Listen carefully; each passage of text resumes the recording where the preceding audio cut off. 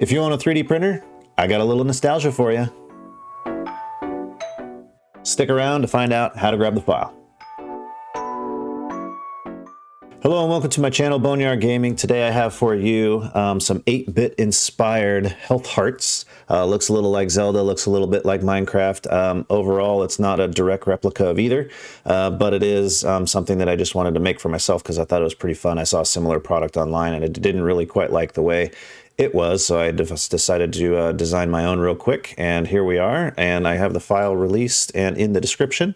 But what I want to go through today is a little bit of the product details so I can tell you guys what it's all about. So I really have 3 different versions here. If you have a multicolor printer, then you can go ahead and download the file that says combined hearts, and that will have all the different components already in it with 0 gap, so that when you do print them, you can actually color them in your slicer, and I'll go through that in a moment. You can color them each individually in your slicer, and then it'll basically glue itself all together during print. So that's pretty cool. So the second one I have is a multi-piece part. So if you only have a printer that can print one color at a time, this is the product for you.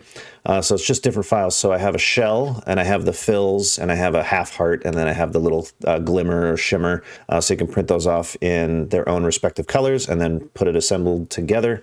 I do have this one backed so that you can actually permanently and easily glue these into place if that's what you want to do. I have found also that it's kind of fun to just keep it loose so that you can kind of dump them all out and then put them back together, almost like a little puzzle if you have some friends over or something. It's kind of neat. So I'll take that apart and then show you how those also fit into this one, which doesn't have a back, as you can see, which is just another variation of the same thing, so that you can pop them in and out a little easier, depending on how tight of tolerance your printer can do. It may be a little bit of a snug fit, and so it just allows it so that you can, get your finger on the back side and push through, whereas you wouldn't be able to do that with the one that has the back on it. Okay, let's get into the slicing. What I'll do is I'll put all the standard settings up on the screen while I'm tinkering about here.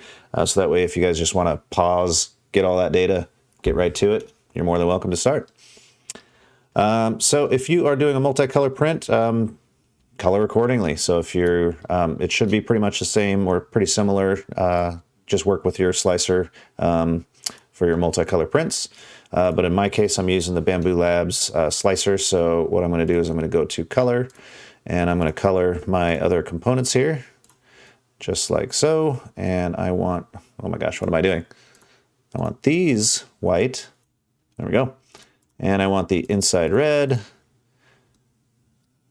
And that's it. So after that, I'm just going to slice. And so you can see, if I come down here,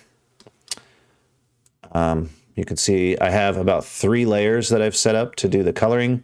And then after that, I just use black all the way through because there's no sense in wasting a bunch of purge material to just do the whole thing all the way throughout. So one thing I would highly recommend, if you don't have just impeccable bed adhesion, I would highly recommend that you go over to your brim and add a brim. You want to have that brim around it because 90-degree angles are your enemy when it comes to lifting off the bed. And this thing is full of 90-degree angles.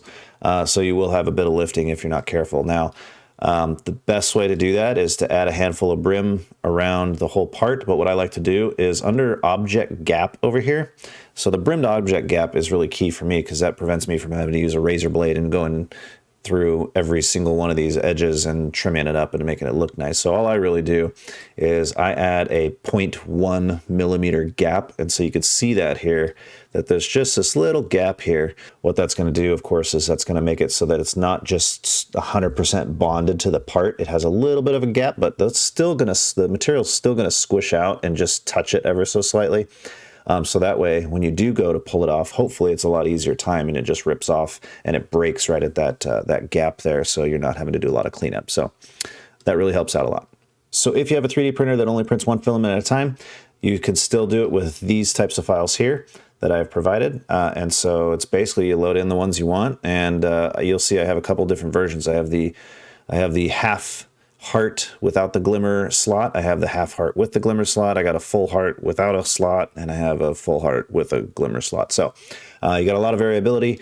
And if you want the If you want no glimmer on any of them and you want to print half hearts all throughout, then of course you can just duplicate this one and then flip it over.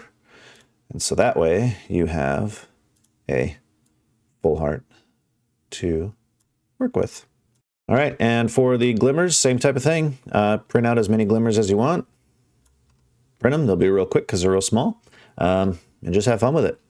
And last but not least, you have your shells. So like I've shown you here, you have the hollow shell, which is down here.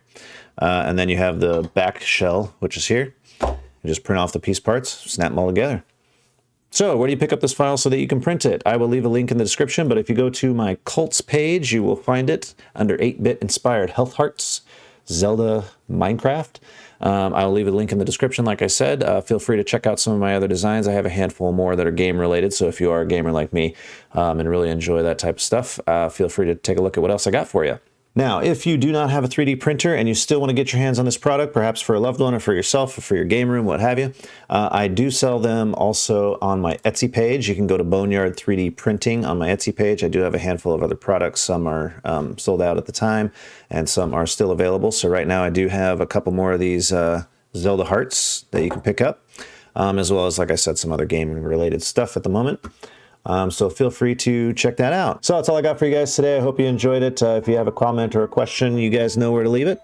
And if you guys want to see more content like this, feel free to subscribe and hit the notification bell.